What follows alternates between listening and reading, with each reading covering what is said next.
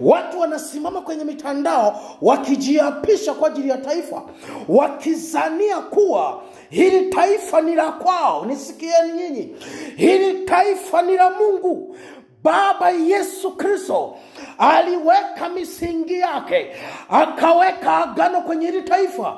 Ameagiza, amesema hivi: atakayenyosha mkono kuharibu taifa hili atamuharibu, na wale watakaonyamaza kabisa atawaangamiza. Msifikiri ni la kwenu hili taifa, msifikiri hivyo.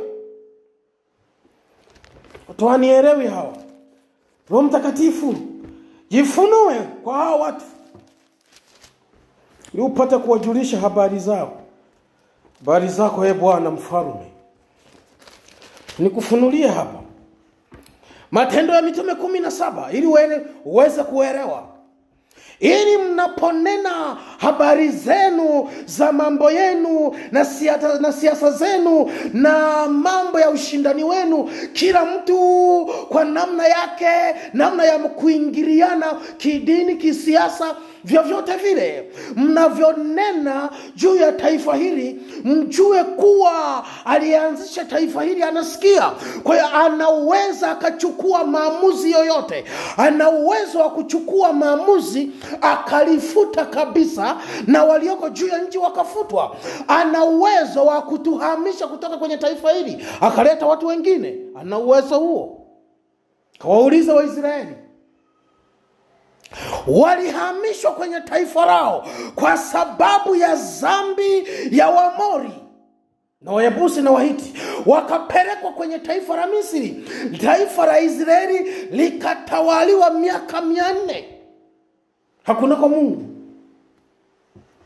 Nao wakateswa miaka 430. Acheni nyinyi, acheni kabisa. Mwogopeni Mungu.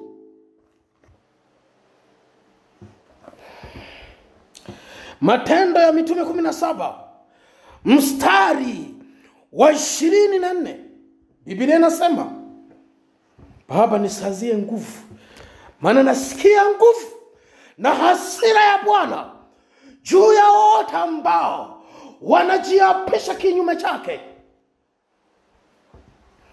Anasema Mungu alifanya ulimwengu na vitu vyote vilivyomo.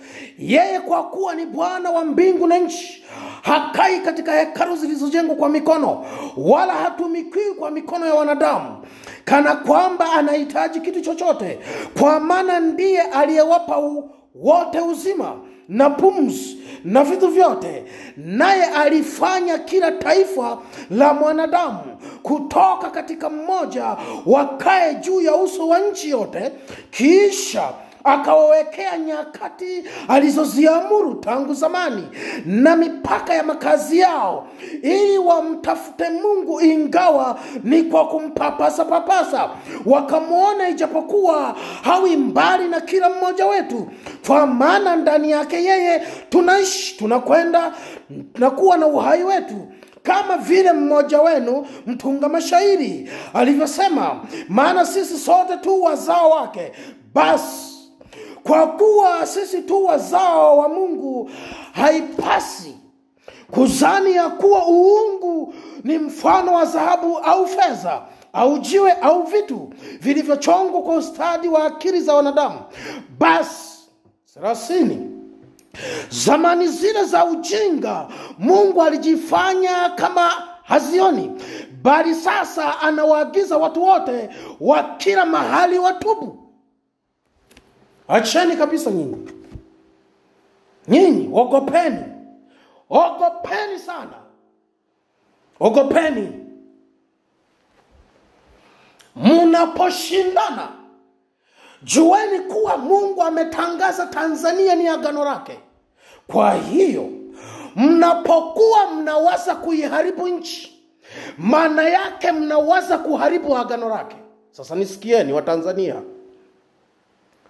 Kwa sababu mmeshiba, kiburi kikawajaa, neema ya uzima ikawatawala. Kwa hiyo mmejikinai, mnanena kwa kiburi na kwa dhihaka. Sasa mnisikie, Biblia inasema hivi: kila aliyesimama kupambana na kushindana na agano lake hakushinda, bali Mungu alishinda. Hiyo ndio itakayotutokea sisi kama hatutatubu. Bwana,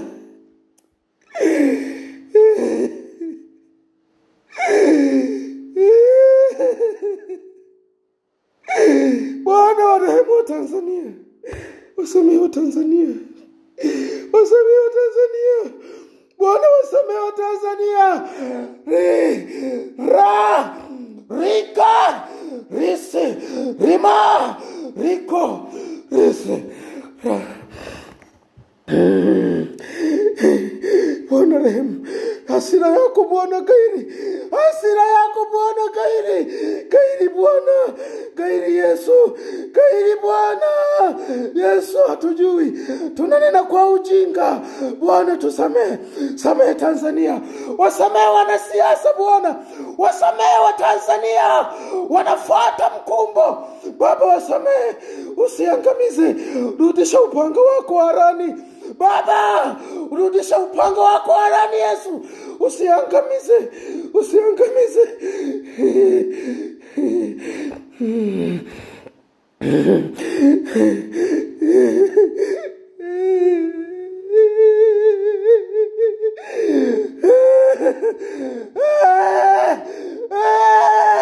Tanzania, geuka, utaangamizwa na Bwana.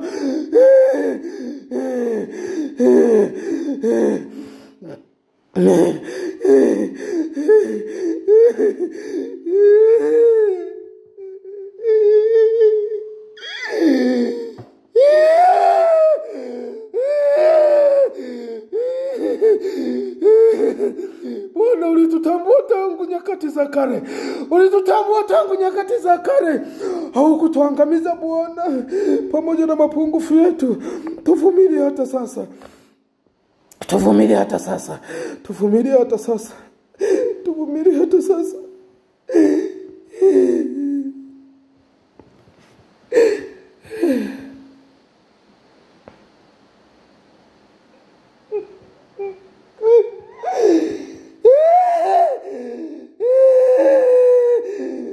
Nimemaliza kusoma hili neno, nimemwona Bwana Yesu amesimama mbele yangu na upanga, akiwa ameishika ramani ya Tanzania na bendera ikipepea. Bwana tusamehe. Yesu ana ghadhabu, anapokea mazihaka ya watu jinsi wanavyotukana. Tusamehe Bwana, tusamehe Bwana, tusamehe Bwana. Isamehe Tanzania, usiigarikishe, usiigarikishe Bwana. Ni kweli uwezo unao Bwana, uwezo unao wa kufanya lolote juu ya nchi hii Baba. Kumbuka bado kuna watu wako, kumbuka sisi ndio umetupa zamana ya kubeba agano hili na kulipeleka kwa watu wako Bwana Yesu. Kumbuka hiyo, hata kama tusipokutii sisi Bwana, kumbuka mataifa yale ambayo yanatungoja sisi. Ikumbuke Israeli na tusubiri sisi wa Tanzania, tuwapelekee kweli yako Baba. Tusaidie, samehe, samehe Bwana.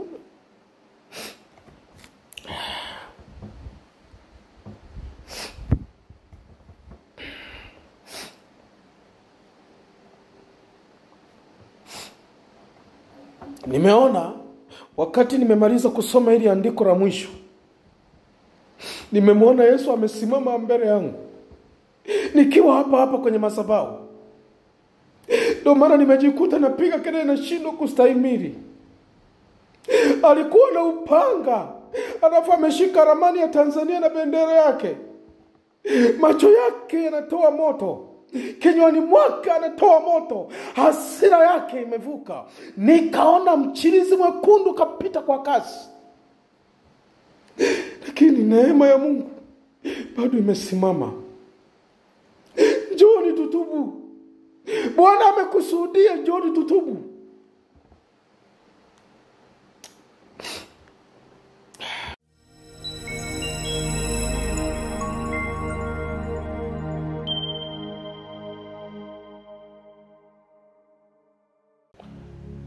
Bwana Yesu asifiwe. Watu wote ulimwenguni, kwa neema ya Mungu ambayo anatupa na kutujalia kila tunaposimama kwake, kwa uaminifu wake ambao anatupa. Kabla sijaendelea, naomba kutoa mrejesho na msisitizo juu ya kongamano linalotakiwa kufanyika jijini Mwanza kuanzia tarehe 2 mpaka tarehe 4. Tayari uwanja tumepata, lakini hatujalipia kwa sababu hatuna fedha bado.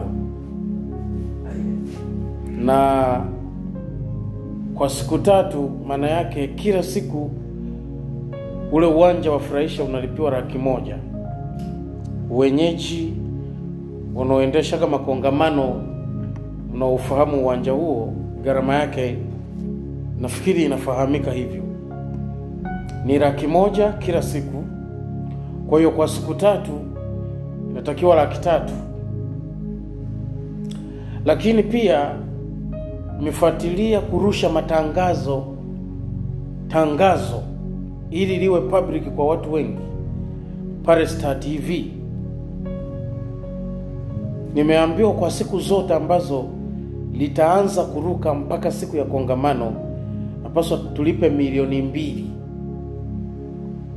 2. Kwa hiyo hapo ndipo leo nilipokuwa nimefikia katika ufuatiliaji wa ufanikishaji wa kazi hii. Kwa hiyo wewe, ninakuomba ambaye tayari kutusapoti hii gharama, tuweze kuwahi hizo tarehe. Maana yake tuwahi uwanja usije ukachukuliwa na watu wengine hiyo tarehe 2. Kwa tunatakiwa Jumatatu twende pale halmashauri tukalipie, ili tuwe na mamlaka nao hiyo siku ambayo imeandaliwa kwa ajili ya kusudi hilo. Kwa hiyo tunahitaji kama milioni 2,300,000 kwa ajili ya hivyo vitu viwili, kurusha kwenye Star TV na uwanja. Ijapokuwa nimejaribu kufuatilia na redio, nimeenda pale Living Water, nimeambiwa kwa siku tangazo kwa siku 7 wanachaji 600,000 kwa siku 7 zote. Nikaenda, kuna redio moja ya YIC iko Bwiru na yenyewe ya kurusha matangazo, wakasema tangazo moja unalilipia 30,000. Kwa sisi tunamtegemea Mungu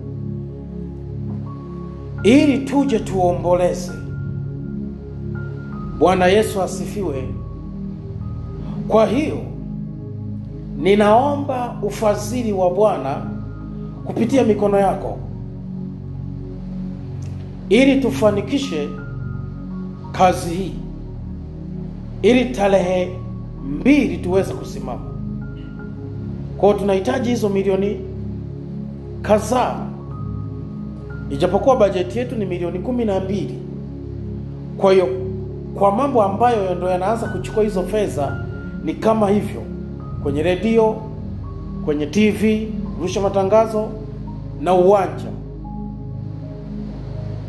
Sapoti kazi hii ili Mungu aone nia yetu kuwa na sisi tumeitikia, tumekubali, tumetii na tumeliamini neno lake. Namba ziko hapo. Wewe ambao unataka kutusapoti au unataka kuungana pamoja nasi kuomboleza, mahali popote ulipo Tanzania na mahali popote ulipo duniani, namba ziko hapo ili tufanikisha kazi hii na maandalizi mapema, tusije tukakwama tena. Bwana Yesu asifiwe. Kwa ninakuomba mtu wa Mungu, tusije tukanyang'anywa uwanja tarehe 2, kwa sababu nimeambiwa na ule afisa utamaduni kwamba kuna watu wengine walikuwa wameulizia hiyo tarehe. Wao waliulizia tangu Ijumaa lakini hawajamrudia. Sasa hatujajua kwamba je, Jumatatu wanaweza wakatuwahi au sisi tukawahi. Kwa hiyo Mungu akitufadhili muda wote, mimi naipeleka kwenye uwanja na kwenye TV kwa ajili ya matangazo. Maana yake kila tutakachokuwa kinafanyika kupitia sadaka zenu mtakazokuwa mna support, maana yake mtakuwa mnakiona.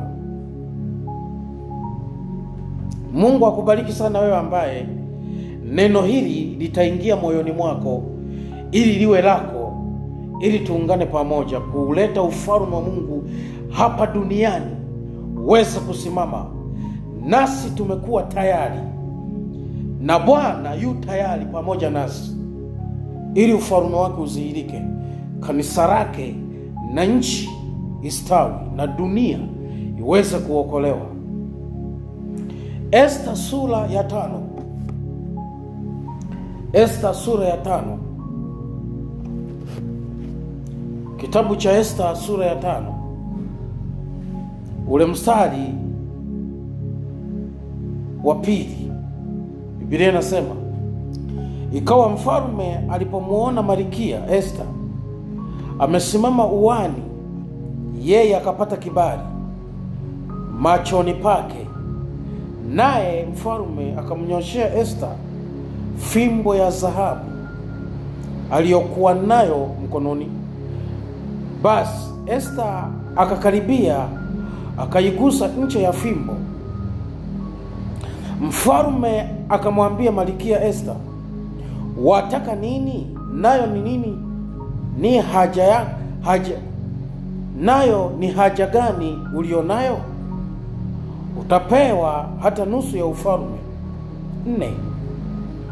Esta akasema, mfalme akiona vema na aje leo mfalme na Hamani kwenye karamu niliyomwandalia. Bwana Yesu asifiwe. Nimekuwa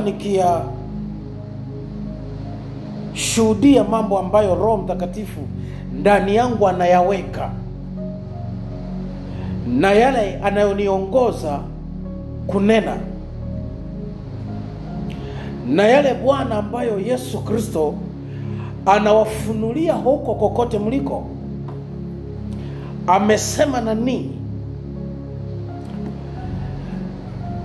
Amesema kuwa ili tuweze kuomba na kusikilizwa, na ameita wamama waombolezao ili waje waomboleze. Bwana Yesu asifiwe. Lakini shetani amewateka, amewaondolea mzigo, amekata chemichemi za maji, bubujiko la roho limetoweka. Watu wakilala usiku wanaota ndoto wakiwa kwenye matope, wengine wako kwenye giza, wengine wako mahali ambapo si pazuri. Sasa nilikuonyesha mambo, nikasema nililetewa mambo 6 ambayo lengo lake yaingizwe kwa mwanamke ili asisimame kwenye zamu yake. Jana nilikuonyesha jinsi wamama nilivyoona wameacha madhabahu, wameacha marango. Sasa nchi inataka kuharibiwa.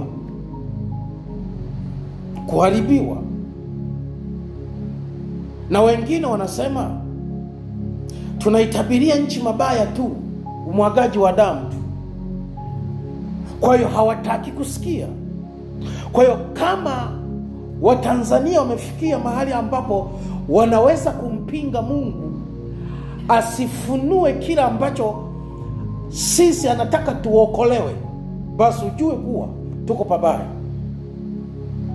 Lakini ukishaona namna hiyo, unaomba rehema juu ya hiyo nafsi ambayo inafunua mambo hayo. Kwa nikakuonyesha mambo 6 jinsi nilivyoona wamama ambapo wanapoyavaa yale mambo yanayokuonekana ya ulembo. Wakati ananipeleka kuendelea kunionyesha, baada ya kuziona zile nywele, ndipo nikaona damu iliyokuwa imeoza, nayo ilikuwa mbichi. Nilipoiona ile damu ikachanganywa na majivu ya wafu waliokufa dhambini, kisha nikapelekwa kuzimu, nikapelekwa eneo ambalo yale mapepo ambayo yanakuwa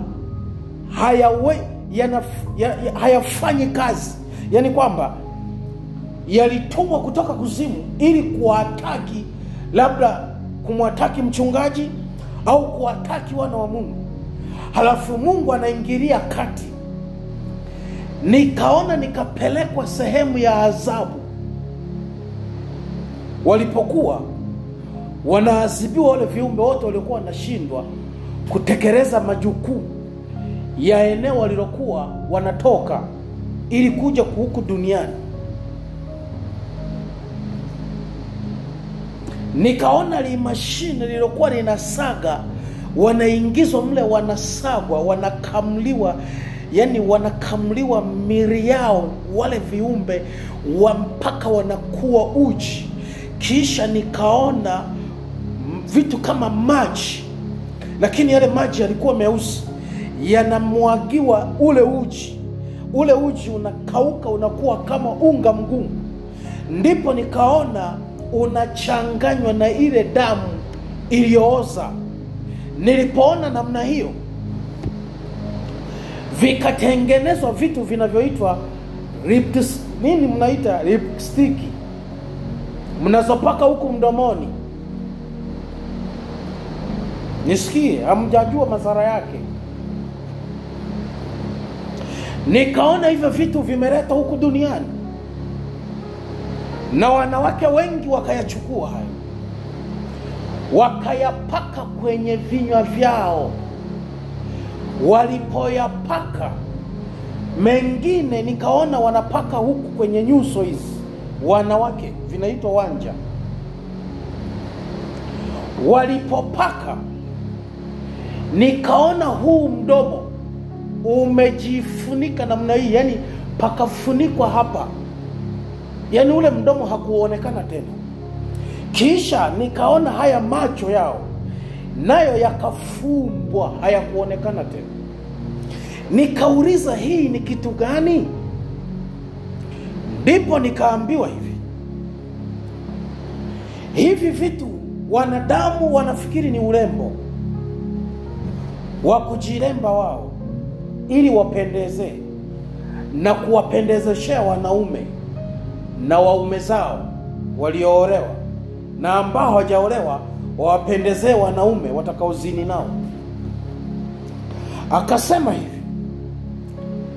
lengo la huku, hivi vitu vinavyotoka huku, maana ya hivi ulivyoviona vinavyopokwa mdomoni, maana yake ni kuwafunga kinywa watakatifu wa Mungu katika ulimwengu wa roho, hawatanena tena.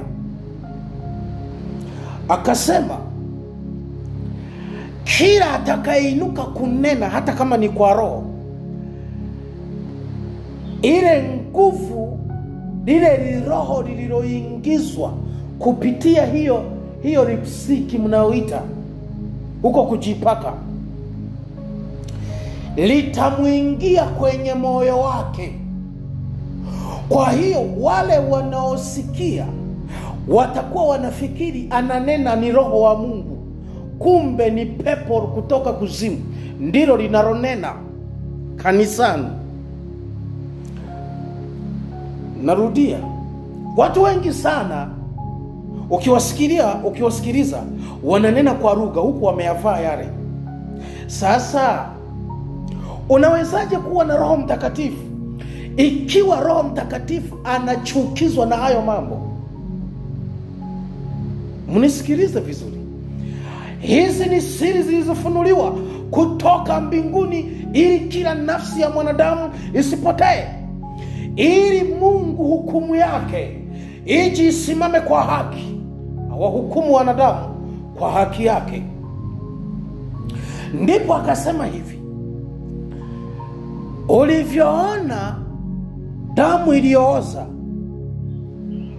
ulivyoona viumbe walioshindwa kutekeleza majukumu yao huku duniani. Yani ni sawasawa kama yule nikapewa mfano huu wa yule mtu aliyekuwa makaburini, aliyekuwa amepagawa mapepo, jeshi la mapepo 2000. Halafu akakutana na Yesu. Yale mapepo yakamwambia, Bwana, tuna nini nawe mwana wa Mungu? Maana saa yetu bado. Tuamuru tuwaingie wale nguruwe. Nayo yakajitosa baharini. Maana yake yaliporudi kule, yalipata adhabu ya kushindwa kutimiza kusudi la shetani ndani ya yule mtu. Bwana Yesu asifiwe. Sasa nikaambiwa, sasa ulivyoyaona yanasagwa, maana yake kama yalishindwa kutekeleza kazi hiyo kimwili na kuwazuia watu kimwili, basi yatatekeleza kazi hiyo kiroho. Maana nikaambiwa hivi, hili ni liroho. Haya walikuwa ni malaika watakatifu kule mbinguni kabla hawajaasi. Walipoasi wakageuka wakawa maroho machafu. Kwa hiyo yakawa na hasira na wanadamu, kwa sababu wao na wenyewe walianguka kama yalivyoanguka yenyewe, na wenyewe waliasi kama yalivyoasi yenyewe. Lakini nikaambiwa hivi, mwanadamu akapata kibali cha kusamehewa ili arudi kwa Mungu. Kwa hiyo yakapata hasira na ghadhabu nyingi. Nikaona kikao mbinguni kule kuzimu kimekaliwa. Nikapelekwa eneo lililokuwa limekaliwa kikao. Zilikuwa zinapangwa mbinu 7 zitakazokuja kulimalizia kanisa duniani, ili Yesu anaporudi asikute mtu yeyote mwenye imani. Bwana Yesu asifiwe. Yesu alisema hivi, je, mwana wa Adamu atakapokuja ataikuta imani duniani? Kama hataikuta imani, sababu ya imani kutoweka ni ipi? Kwa nini itoweke? Maana yake kutakuwa na visababishio vitakavyoifanya imani itoweke. Ndo mwanzoni nikakuonyesha. Lengo namba 1 ni watu wasiamini kweli ya Kristo na wala wasimwamini Mungu. Kwa hiyo kama hawatamwamini Mungu, maana yake hata watumishi wao hawatawasikiliza. Maana yake hawatawaamini kile wanachowaonya hao watu, kwamba Mungu hapendezwi na hayo. Kwa hiyo yule malaika akawa ananiambia, wanapopaka hivi kwenye vichwa haya maribustiki. Kwa hiyo utachambua we mwenyewe, kama ninakosea utanisahihisha. Maana ndivyo vinavyoitwa hivyo. Nyinyi mmevibariki na jina zuri, lakini kumbe ni pepo. Yani hilo ni pepo, ila wewe umelibariki kwa jina hilo, ukaita Riput City, sijui Riput Skik, mimi sijui. Ila nataka kukuonyesha kila ambacho kimo ndani ya hicho kitu. Ndipo nikaambiwa hivi, mwanamke anapopaka, 1, kinywa chake kinafungwa katika ulimwengu wa roho na huu ulimwengu wa giza. Hata nena chochote kutoka mbinguni, hataomba chochote kutoka mbinguni akasikilizwa. Mbili, kwenye hicho kipengele nikaambiwa jambo la pili, haya ni maroho yaliyokuja kwa njia hii, yanamuingia huyu mtu aliyefumbwa kinywa chake, ili kila anapokuwa mbele za Mungu anakuwa ishara yule kiumbe ndani ya huyo mtu, kwamba huyu mtu hatapokelewa anachokiomba, kwa sababu amebeba vitu vyetu na mimi ni msimamizi wake ndani yake. Mnanisikia ninachokisema? Nasema hivi, nyinyi mnayafaa, mnayatumia, hamjui madhara yake. Sasa unisikilize vizuri. Neema hii ambayo Yesu ameiachilia, kama utaamua kutii ni wewe, kama utaamua kupuuza ni wewe, kama utaamua kutukana ni wewe. Lakini mimi nakuombea roho ya Mungu iingie ndani yako, maana jehanamu panatisha kama nini. Nikaambiwa hivi, angalia, ngoja nikufunulia hapa, nilipelekwa hapa, ngoja nikusomee kitabu mwana wa Mungu, maana hakuna jambo ambalo mimi nilikuwa naelezwa bila kuthibitishiwa maandiko yake. Ndio maana nakusomea kila mahali, alafu nitarudi kwenye kitabu cha Esta kwa nini nilianza kusoma. Yohana, kitabu cha Yohana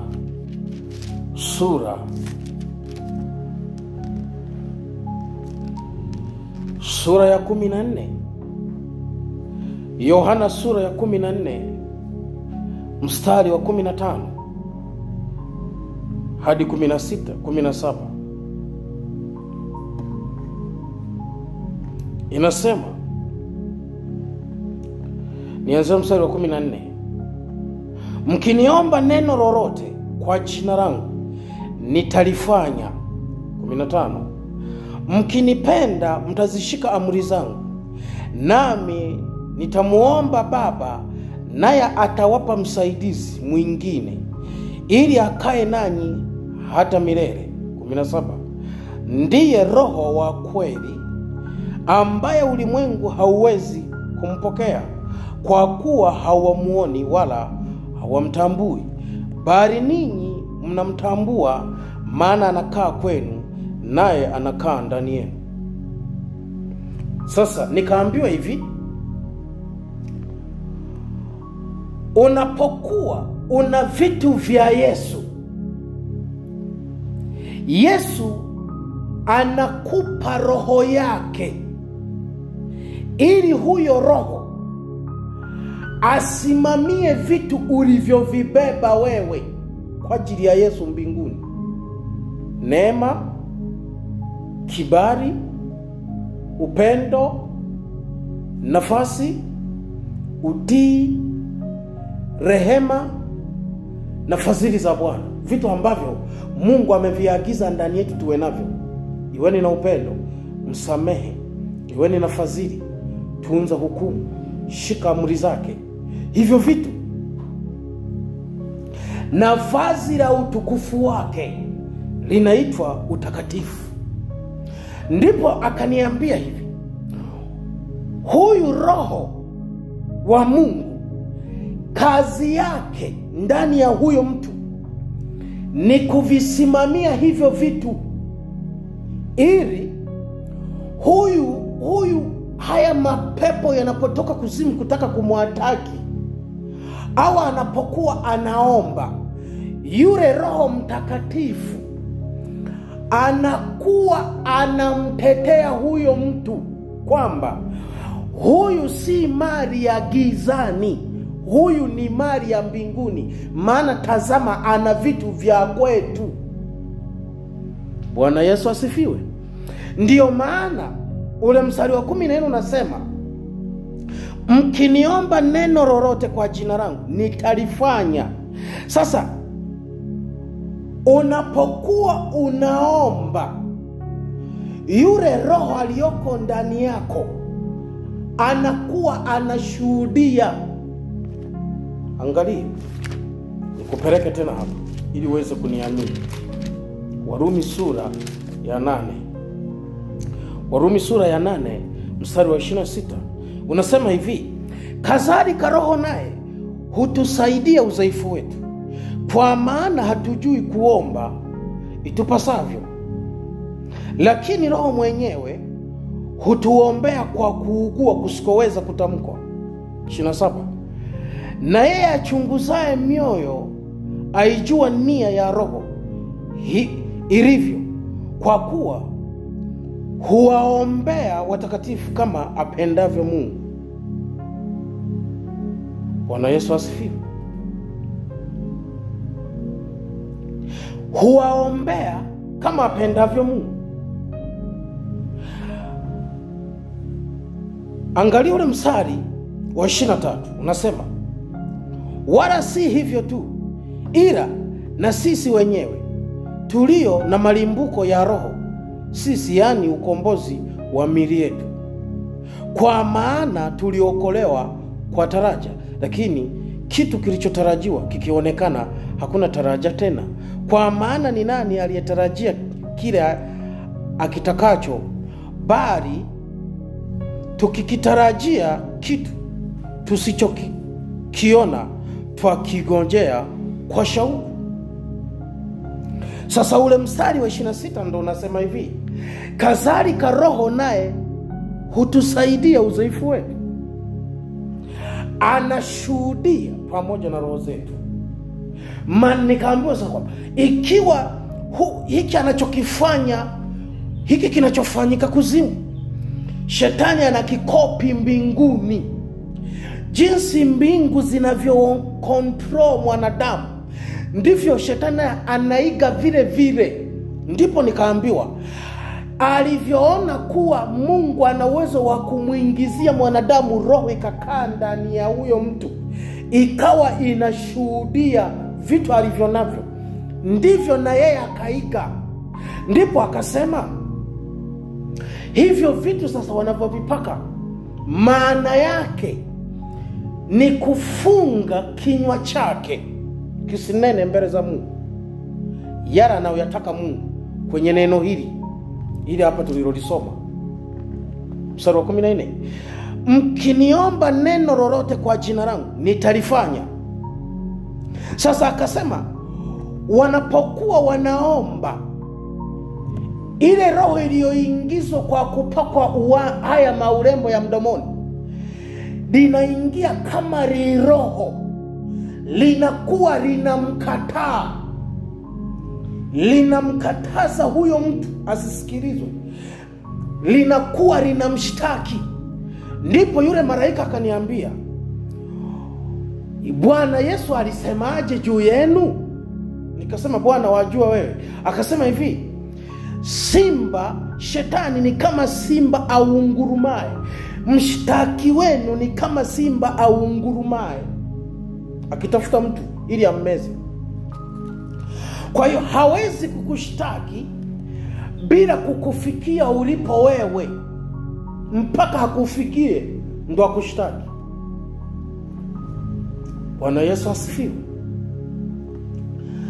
Akasema haya mawanja wanayopaka hayo usoni,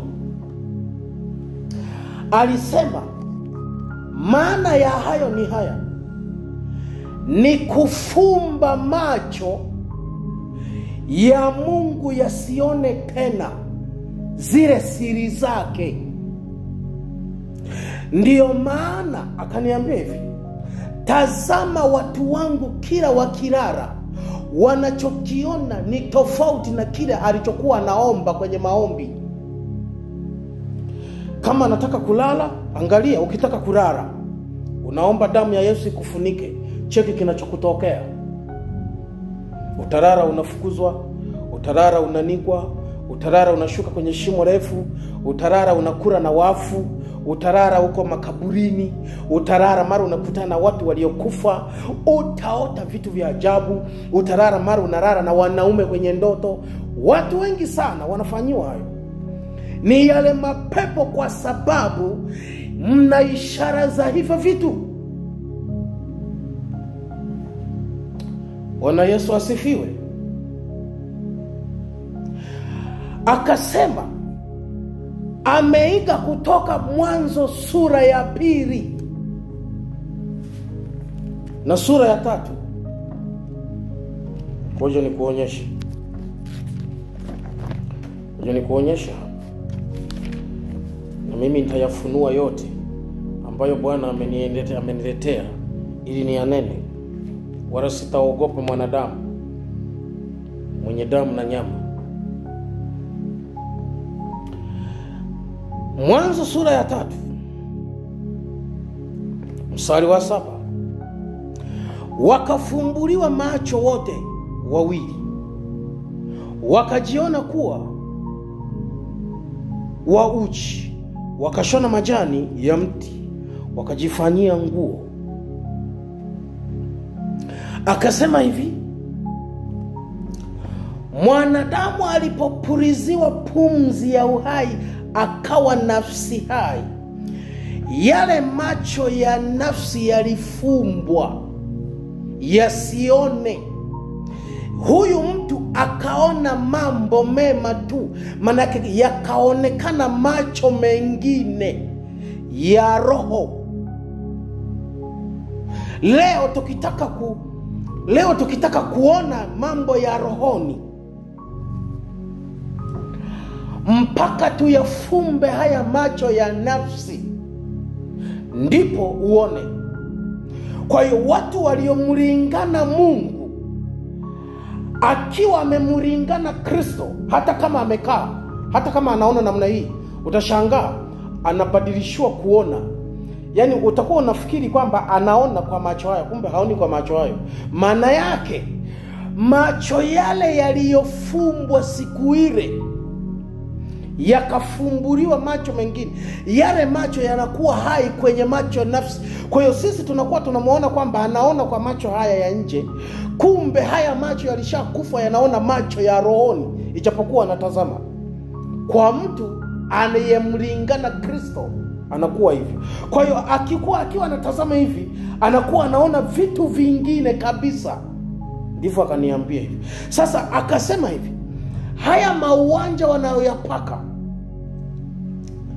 lengo lake ni kuyafumba macho ya roho yasionekane, ili yafumbuliwe macho ya nafsi, wasije wakaona tena siri za Mungu.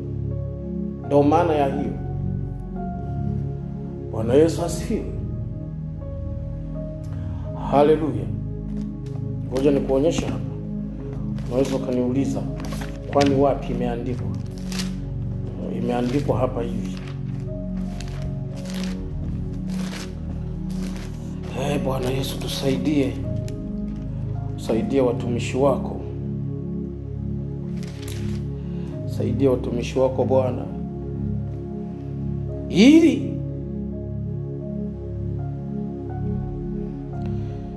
ili Bwana wakufikie,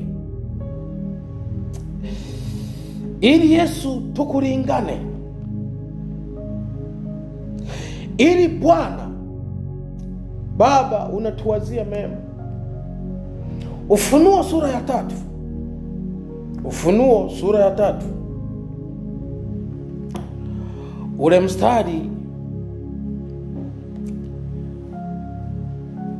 mstari wa 18 unasema, nakupa shauri ununue kwangu dhahabu iliyosafishwa kwa moto, upate kuwa tajiri. Hiyo namba 1. Namba 2, na mavazi meupe upate kuvaa, aibu ya uchi wako isionekane. Namba 2 maana yake vazi la utakatifu la utukufu vazi la utukufu la Kristo. Namba 3, na dawa ya macho ya kujipaka macho yako upate kuona. Hiyo ni namba 3. Mstari wa 19 unasema, wote ni wapendao mimi na wakemea na kuwarudi, basi uwe na bidii ukatubu. Na dawa ya kujipaka macho. Sasa cheki, maana yake macho ya rohoni yafunguliwe. Maana yake hayaoni hayo macho. Sasa shetani amewawahi wa mama ili wasione. Yeye ameyafumba, amefungua macho ya nafsi, hawawezi kuona tena. Kwa hiyo ukiwaambia hiki ni kibaya, ni ngumu sana kukuelewa. Kwa nini? Kwa sababu macho yao yamekufa. Sasa Yesu anasema wanunue kwangu macho, dawa ya kujipaka. Shetani akaiondoa dawa, akaleta uwanja. Alipoleta uwanja, wakajipaka, wakawa vipofu. Yesu ana vitu vya kujipaka kwenye macho ili uone. Shetani naye amekuja kwa njia ile ile ya kuiga kama Yesu alivyo, naye akawaletea vitu vinavyoitwa uwanja, mkajipaka kwenye macho mkawa vipofu. Ndio madhara ya hivyo vitu mnavyojipaka. Bwana Yesu asifiwe sana. Nilipotolewa hilo eneo, nikapelekwa eneo lingine, nikaambiwa hivi, hizi nywele za hawa viumbe. Jana tulikuwa na jambo la 4, leo ni jambo la 5. Hivi nilivyokuwa na kufafanulia ni vipengele katika vitu ambavyo unapovitumia, vitu gani vinakupata, madhara yake ni yapi. Ndipo akaniambia hivi, kwa hiyo mwanamke anapopaka haya mdomoni, lile pepo linaingia kwenye moyo wake. Kwa hiyo anapokuwa anaomba, anakuwa hasikilizwi anachokuwa anaomba. Kwa nini? Kwa sababu hana roho ndani yake. Yesu alisema hivi, mtaletewa roho naye atakuwa ndani yenu. Kwa hiyo roho asipokuweko ndani yenu, maana yake roho ndani yenu tena kutakuwa na roho nyingine. Bwana Yesu asifiwe. Kwa hiyo sasa, kama ndani ya mioyo ya watu kutakuweko roho nyingine, cheki, kila wakianza kuomba, ndipo akaniambia hivi, nikaletewa kundi la wamama na wanaume walikuwa wamechangamana, wakawa wanaomba. Walipokuwa wanaomba, nikaona uvuvio wa moshi mweusi ulipanda kutoka ardhini, ukachipua kutoka ardhini ndani ya hilo kanisa, na lile kanisa likafunikwa na ule moshi mweusi. Ulipofunikwa na ule moshi mweusi, malaika walikuwa wametanda kule nje kwenye malango, wakatoweka, wakaondoka. Walipoondoka, nikaona uwigo juu ya lile kanisa ukaondolewa. Nikaambiwa hii ni neema ya Mungu imeondolewa kwa hili kanisa, kwa sababu roho za kuzimu zimeingia. Kwa hiyo zilipoingia kwa mvuko wa moshi mweusi, ndipo watu nikaona wakaanza kunena kwa lugha. Niliona uwepo wa roho chafu. Mapepo yaliwaingia watu, wakaanza kushanarize. Wakati wengine wakasema kanisa hili leo limejazwa roho. Nikaambiwa haya ni mapepo. Wengi walikuwa wamefaa mawiki, wamejipaka yale. Akasema tazama madhara yake yanavyoonekana. Mimi sikuzuii usiyavae, ila nakuonyesha utakapovaa nini kitakutokea. Madhara yake ndo haya. Sije mkasema Marendeja amekuja na injili gani hii ya kutuzuia sisi kupendeza. Mimi sikuzuii kupendezea, ila mimi nakuonyesha kile Bwana alichonionyesha, madhara ya kupendezea nje yake yeye.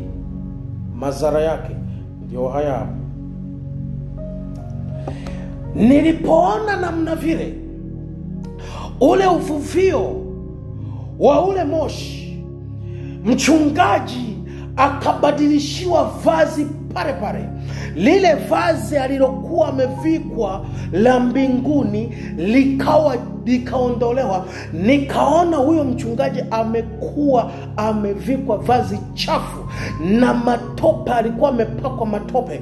Yale matope yalikuwa yamechanganyikana na mavi, nayo yalikuwa nanuka harufu mbaya.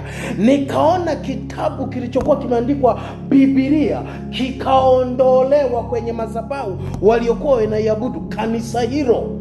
Sikuambiwa ni kanisa gani, ila nililetewa katika ulimwengu wa roho. Nikaambiwa, tazama kuzimu inavyofanya, mlango wake umepatikana kutokea kwa wamama. Angalia madhara yake ni haya.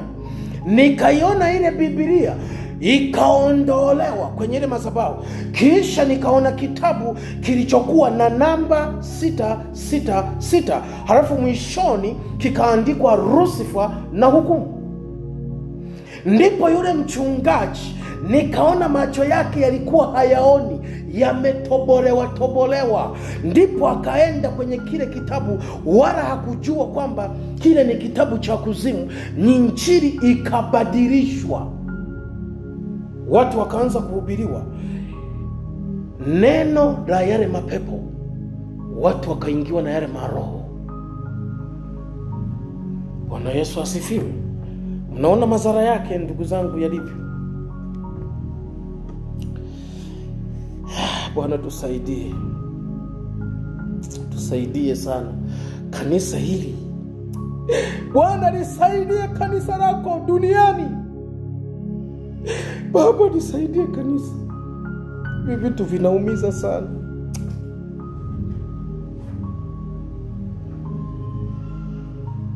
Bwana wasaidie wamama.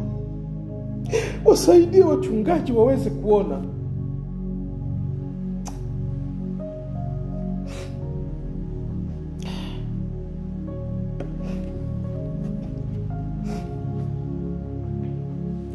Jambo la 5, nikaambiwa hivi, wanapovivaa vile vitu, kingine kinachoondoka kwao wana wa Mungu, kinaondoka kibali cha Mungu kwa watakatifu wake, kinaondoka. Sasa tunarudi hapa.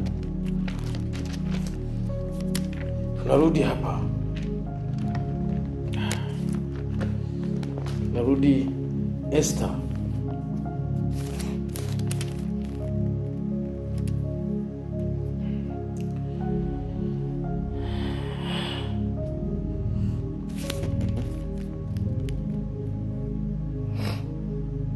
Esther sura ya 7, afu tutaenda sura ya 5. Sura ya 7 ule mstari wa 3 unasema, ndipo Malkia Esther alipojibu akasema, mfalme, ikiwa nimepata kibali machoni pako, na mfalme akiona vyema, nipewe maisha yangu kuwa dua yangu na watu wangu kuwa haja yangu. Maana tumeuzwa mimi na watu wangu ili tuharibiwe na kuuawa na kuangamia. Kama tungaliuzwa kuwa watumwa na wajakazi, ningalinyamaza. Ila hata hivyo, msiba wetu haulinganishwi na hasara ya mfalme. Bwana Yesu asifiwe. Ndipo nikaambiwa hivi, unaona, umeelewa nini hapa? Akasema, Bwana sijaelewa maana yake. Akasema hivi, Esther alipoteza kibali. Kwa hiyo alikuwa na mume, lakini yuko mbali naye, wala haruhusiwi kuonana naye. Katikati kuna sheria yenye kumhukumu. Ndipo roho nyehu nitumie hiyo lugha, roho mbaya ikaingia katikati, ikamwataki Esther ili muangamize, ikamnyima nafasi kwenda kwa mume wake kujieleza. Roho hiyo kwa mfano wake anaitwa Hamani. Kwa leo tungesema ni pepo. Kwa leo, maana vita ya leo ni ya rohoni. Zamani vita yake ilikuwa ya mwilini, si ndio? Okay. Sasa kwa leo, sasa tuseme hivi, ile roho ikamkosesha kibali kwa mume wake. Ndipo ile roho ikasimama kumhukumu Esther na watu wake wote ili waangamizwe. Walipoenda kuomba hawakusikilizwa, kwa sababu aliyepewa nafasi ya kuomba hana kibali. Haleluya. Kwa hiyo taifa limetabiriwa kwa upanga ili limwage damu, na barua zimeandikwa na taarifa zimefika. Kama leo tunavyoziona ishara, watu wanasimama kwenye mitandao wakijiapisha kwa ajili ya taifa, wakizania kuwa hili taifa ni la kwao. Nisikieni nyinyi, hili taifa ni la Mungu. Baba Yesu Kristo aliweka misingi yake, akaweka agano kwenye hili taifa. Ameagiza, amesema hivi, atakayenyosha mkono kuharibu taifa hili atamharibu, na wale watakaonyamaza kabisa atawaangamiza. Msifikiri ni la kwenu hili taifa, msifikiri hivyo. Tuanielewi hawa. Roho Mtakatifu jifunue kwa hawa watu ili upate kuwajulisha habari zao. Habari zako Bwana Mfalme.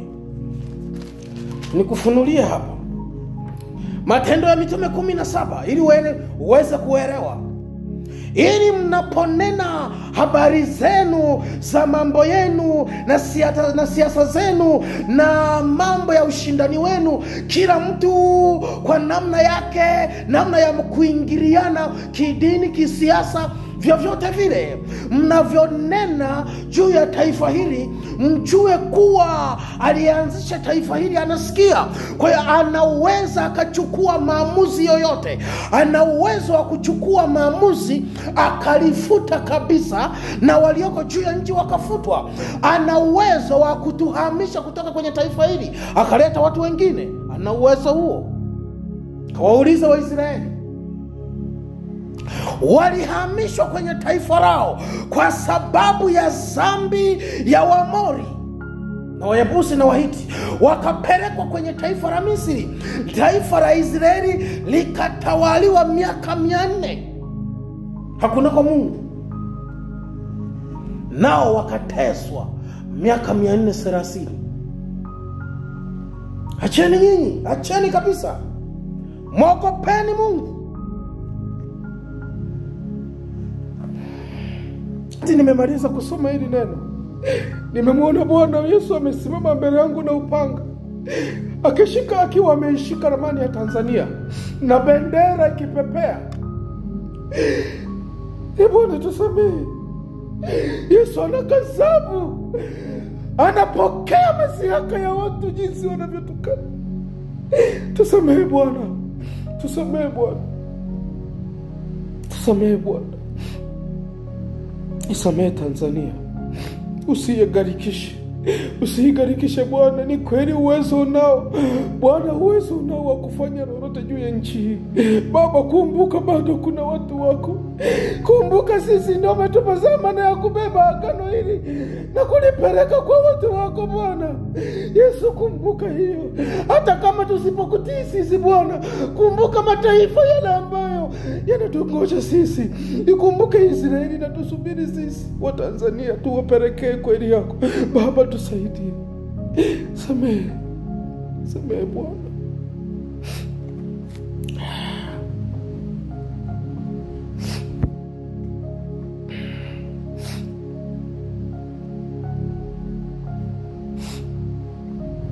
Nimeona wakati nimemaliza kusoma hili andiko la mwisho, nimemwona Yesu amesimama mbele yangu nikiwa hapa kwenye madhabahu. Ndio maana nimejikuta napiga kelele na shindo kustahimili.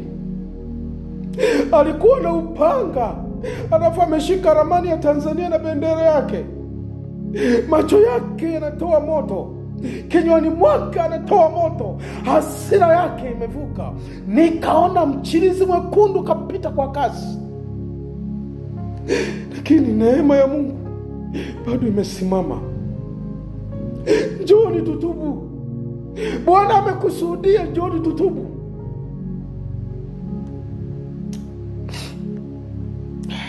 Mungu awabariki. Asanteni. Tawarejea tena.